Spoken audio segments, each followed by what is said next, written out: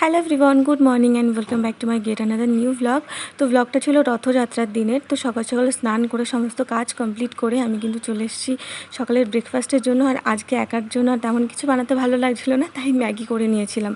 তো দুপুরের দিকে আমি কিন্তু আমার লাঞ্চ কমপ্লিট করে এবার চলে এসেছি আমি রেডি হওয়ার জন্য। তো প্রথমেই আমি কিন্তু শাড়িটা পরে নিয়েছিলাম, তারপরে ভেবে নিলাম যে বাইরে প্রচণ্ড গরম, সেই জন্য এটা চেঞ্জ করে আমি একটা কুর্তি পরে নিয়েছিলাম। আর আজকে কিন্তু আমরা যাব একটি মন্দিরে রথযাত্রা উপলক্ষে। তো এদিকে চলো কথা বলতে বলতে কিন্তু আমাদের ক্যাবও চলে এসেছিলো। আর এদিকে দেখো চাপা গাছটায় কত ফুল ফুটেছে, দেখে বেশ ভালো লাগছিল।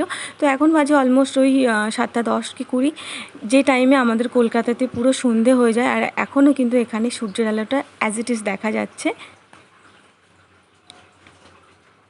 তো তারপরে মন্দিরে চলে আসার পরে কিন্তু আমরা জুতোটা এই কাউন্টারে রেখে এবার নিয়ে নেব ডালা।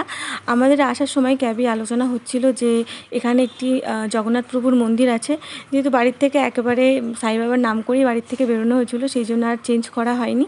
তো ইচ্ছা আছে যেদিন উল্টো রথ হবে সেদিনকে একবার যাওয়ার ইচ্ছে আছে, তো দেখা যাক কি হয়। তো এদিকে কিন্তু আমি ডালাতে নিয়ে নিয়েছিলাম একটা বেলি ফুলের মালা, আর সাই বাবার জন্য একটা গোলাপ, আর প্রসাদ হিসেবে নিয়েছিলাম লাড্ডু, বেসনের লাড্ডু, আর নিয়েছিলাম মুড়ি। যেটা আমাকে সবথেকে বেশি অবাক করেছে যে কোনো ডালাতে এইরকম ছোট প্যাকেটে করে মুড়ি দিয়েছে। তো যাই হোক, এর প্রথমবার কিন্তু আমি সাই বাবার কোনো মন্দিরে এসেছিলাম, আর এখানে এসে বেশ ভালোই লাগছিল। আর এখানে না এই বৃহস্পতিবার দিনটা সাই বাবার দিন বলে সবাই মানে। তো চলো, অনেকক্ষণ লাইন দেওয়ার পরে ফাইনালি কিন্তু আমরা ভেতরে ঢুকেছিলাম, আর ভেতরে অনেক ভিড় ছিল।